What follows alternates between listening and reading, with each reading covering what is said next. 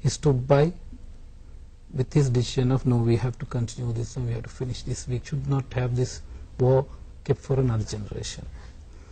Another thing, I was actually closely monitoring, closely reading with my friends, giving me information. I think the most crucial day of this war was during the Indian elections.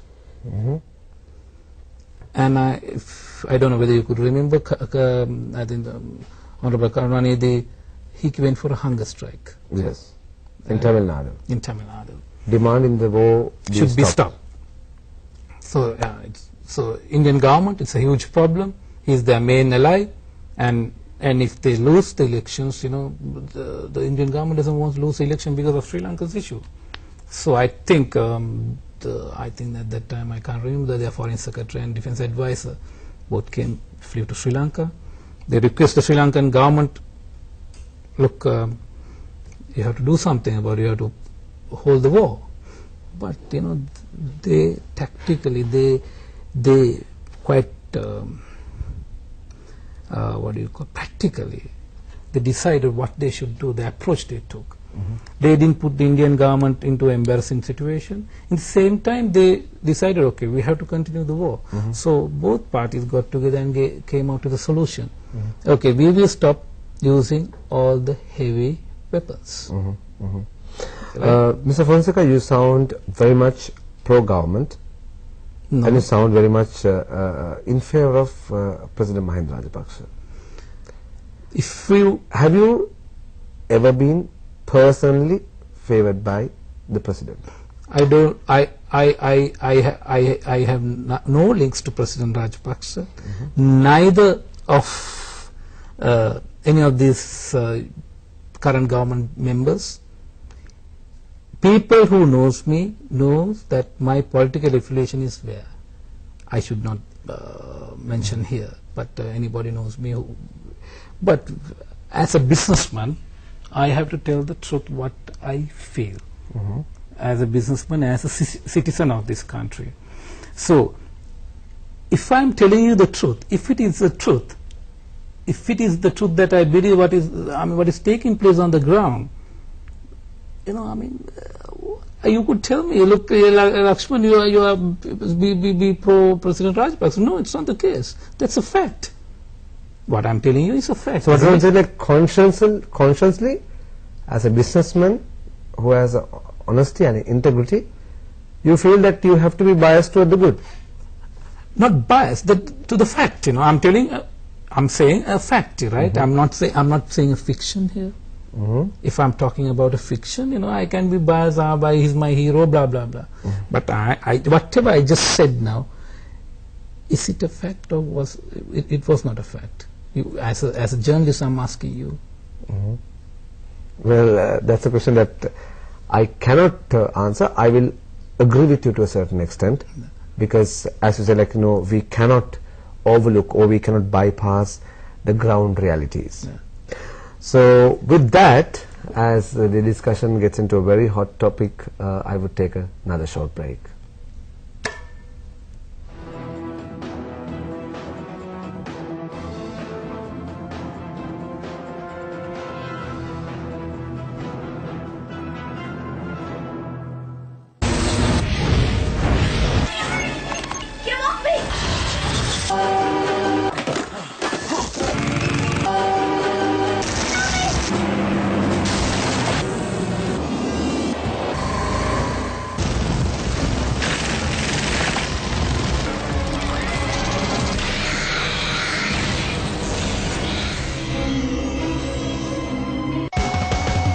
You ready for some serious head banging? Let's go! How's it rock for all you rockers? Be home every Saturday, 6 p.m.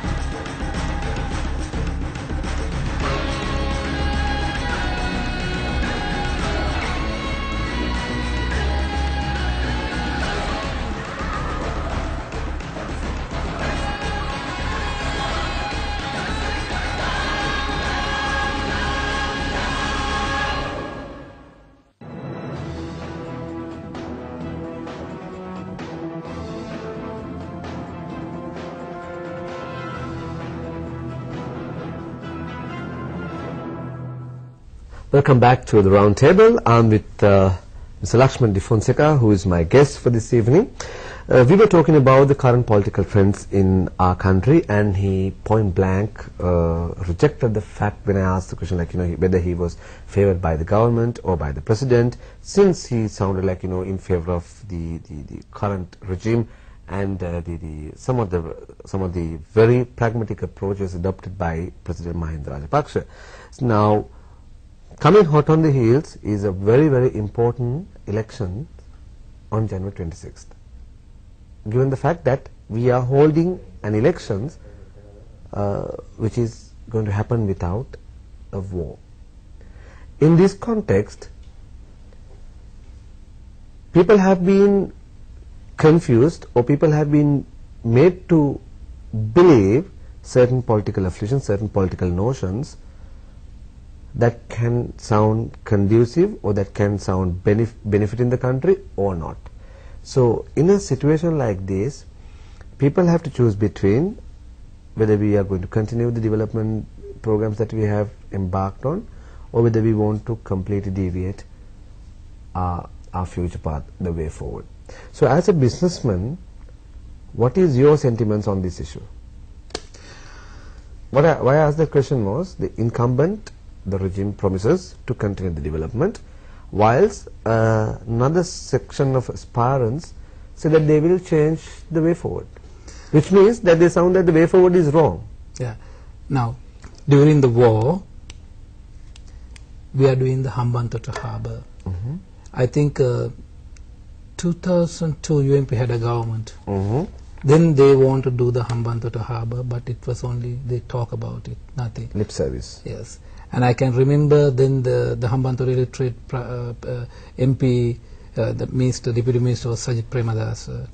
He was fighting with his leadership.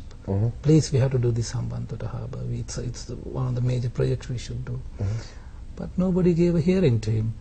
Just purely because when a person wants to do something, they don't want to allow those people to do. I know that because I'm telling you with responsibility this statement. But I mean, we should not. I mean, we should not be jealous of somebody else's doing. We should be happy. So when and if you look at the other factor that he was competing in this election, if you take that person, there are the 21 the main candidate. The main candidate. You're talking about General Sarath Fonseka. Yes, if you take him, yes, as a military officer, he have done his job. Hat off for him, he had done his job in a most best, and nobody can question about it. Now, he is coming to as a presidential candidate, and two parties are helping him. One is UNP, one is the JP.